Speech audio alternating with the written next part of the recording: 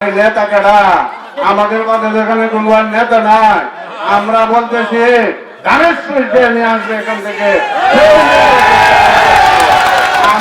আপনারা দেখছেন তাজা খবর 24।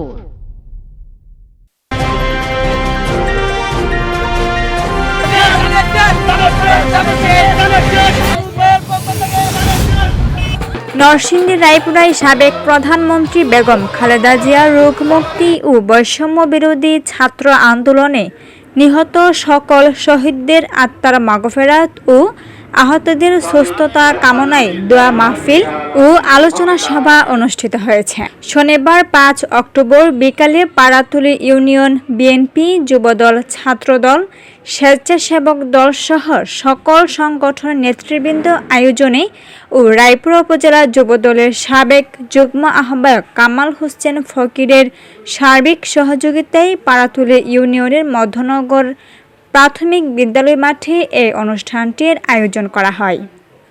অনুষ্ঠানে পাড়াতুলি ইউনিয়ন বিএনপির সাবেক সভাপতি লতিফ মেম্বারের সভাপতিত্বে বক্তব্য রাখেন রায়পুরা উপজেলা বিএনপির সাবেক সভাপতি জামাল আহমেদ চৌধুরী, জেলা বিএনপির আহ্বায়ক কমিটির সদস্য, ঢাকা মুক্তিযোদ্ধা দলের সাধারণ সম্পাদক ও রায়পুরা উপজেলা বিএনপির সাবেক সভাপতি এম.এন. জামান, যুগ্ম আহ্বায়ক ফাইজুর রহমান, জেলা বিএনপি আহ্বায়ক কমিটির সদস্য রফিকুল আমিন ভুইয়া রুহেল, জেলা বিএনপি সদস্য জাহাঙ্গীর আলম বাদল, রায়পুরা পৌরসভার সাবেক মেয়র হাজী আব্দুল কুদ্দুস, জেলা যুবদলের যুগ্ম সাধারণ সম্পাদক নাজমুল হক বইয়া মোহন, রায়পুরা উপজেলা যুবদলের আহ্বায়ক আলফাজ উদ্দিন মিঠু, সিনিয়র যুগ্ম আহ্বায়ক খালিদ হোসেন নাহিদ, স্বেচ্ছাসেবক দলের সাধারণ সম্পাদক ইয়াকুব আলী, নরসিংদী জেলা যুবদলের যুগ্ম আহ্বায়ক শামসুদ্দিন আহমেদ সামু, যুগ্ম আহ্বায়ক সিরাজুল ইসলাম, রায়পুরা পৌর ছাত্রদল সাবেক সদস্য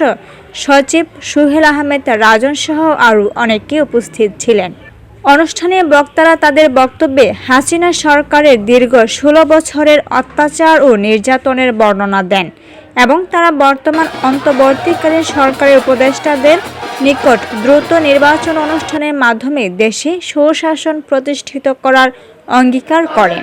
পরে বৈষম্য বিরোধী ছাত্র আন্দোলনে শহীদ ও আহত ছাত্র জনতার জন্য দোয়া করা হয়।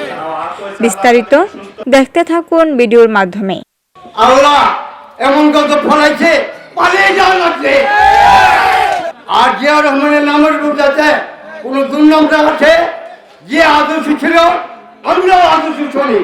সেই হিসেবে আপনাদের কাছে আমার অনুরোধ, আদর্শ যাতে আমরা ঠিক রাখি, আমরা যদি পালিয়ে না যাওয়া লাগে। সকালে বিএনপি, দুপুরবেলা আওয়ামী লীগ, তাদেরকে চান দিবেন না।